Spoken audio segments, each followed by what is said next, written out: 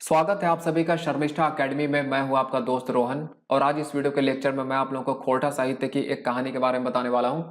इस कहानी का नाम है सांस्कृतिक झगड़ा।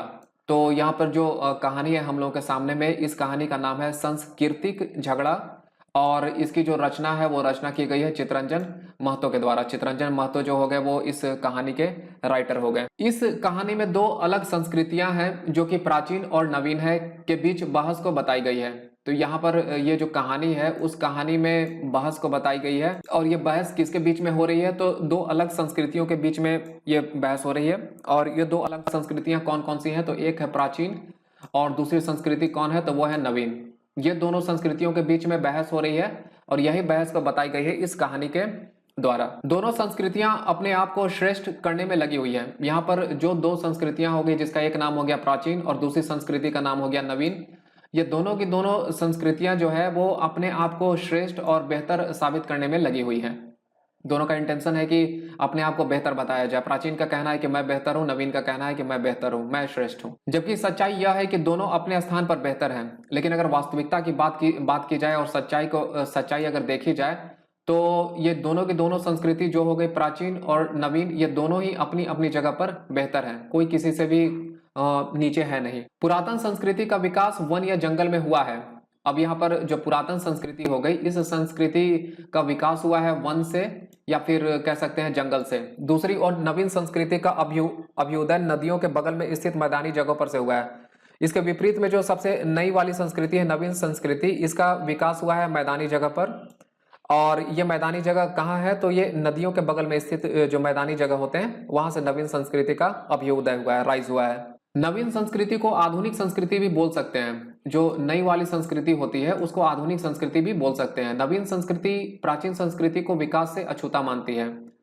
अब यहाँ पर जो नई वाली संस्कृति है वो क्या बोलती है कि जो प्राचीन संस्कृति है वो विकास से अछूता है, वो विकास से दूर है। आज के समय की विज्ञान नवीन संस्कृति की उपज है और अभी प्रेजेंट टाइम में जो साइंस है वो साइंस दी गई है किसके द्वारा, तो नवीन संस्कृति के द्वारा। नवीन संस्कृति की उपज जो है वो है विज्ञान। आधुनिक संस्कृति के द्वारा अशांति फैली है और लोगों का सुख चैन छिन गया है।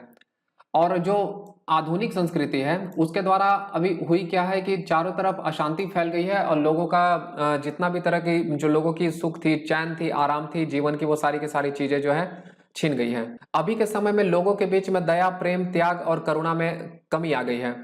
वर्तमान समय एक ऐसा है कि लोगों के बीच में जो दया की भावना होती है, लोगों का आपस में प्रेम हुआ, त्याग करना होगा और करुणा हुआ, ये सब जो अच्छी क्वालिटीज होती है जो ह्यूमन बीइंग की, ये सारी अच्छी क्वालिटीज जो है वो अब ह्यूमन बीइंग के अंदर में डिमिनिश होने लगी है। ये सारी चीजें जो है अब घट रही है, इनका ह्रास हो रहा है। पुरानी संस्कृति का आधार मानवीय मूल्य था जो इस संस्कृति में देखने को नहीं मिलता। तो यहाँ पर जो पुरानी वाली जो संस्कृति थी उसका आधार था मानवीय मूल्य, लेकिन जो इस संस्कृति में नहीं देखने को मिलता है, मतलब नए वाली संस्कृति में मानवीय मूल्यों का अभाव देखने को मिल रहा है। गला काट प्रतियोगिता और पर्यावरण का प्रदूषण इस सभ्यता की देन है। तो वर्तमान वाली जो सभ्यता है वहां पर लोगों के बीच में जबरदस्त कंपटीशन हो गई है। इसके अलावा पर्यावरण में प्रदूषण भी हो रही है, ये भी परेशानी हो रही है। ये दोनों की दोनों जो चीजें हैं ये वर्तमान में जो सभ्यता है उसके द्वारा दी गई है। दोनों संस्कृतियां अपना अपना गुण और दूसरे के दोष को उजागर करते रही। इस प्रकार जो दोनों अलग अलग तरह की जो संस्कृति थी वो अपने अपने अच्छी क्वालिटीज को और दूसरे के फ्लॉज को बताते जा रही थी। दोनों का कहना था कि तुम में ये बुराई है, मुझ में ये अच्छाई है, और इस तरह की चीजें होती रही। दोनों को अपने आप पर घमंड था, दोनों संस्कृतियों को अपने आप पे प्राउडनेस था। दोनों अपने आप को समझते थे कि मैं बेहतर हूं तो मैं बेहतर हूं, दोनों का कहना था। अंत में दोनों इस नतीजे पर पहुंचती हैं कि दोनों एक दूसरे की पूरक हैं। और एट लास्ट कंक्लूजन क्या निकलता है कि दोनों जो है कोई किसी से वो बेहतर नहीं है, ऊपर नीचे कोई है नहीं, दोनों एक दूसरे के लिए पूरक है, कॉम्प्लीमेंट्री है। दोनों संस्कृतियों के सह अस्तित्व से ही विकास संभव है। और अगर डेवलपमेंट चाहिए, ग्रोथ चाहिए, विकास चाहिए, तो उसके लिए दोनों संस्कृतियों को साथ में रहना होगा, उनका को एग्जिस्टेंस से ही डेवलपमेंट हो सकती है। अगर यह वीडियो आप लोग के लिए हेल्पफुल रहा हो तो इस वीडियो को लाइक करें, शेयर करें और इस चैनल पर अगर आप पहली बार आए हुए हैं तो कृपया इस चैनल को सब्सक्राइब कर लीजिए।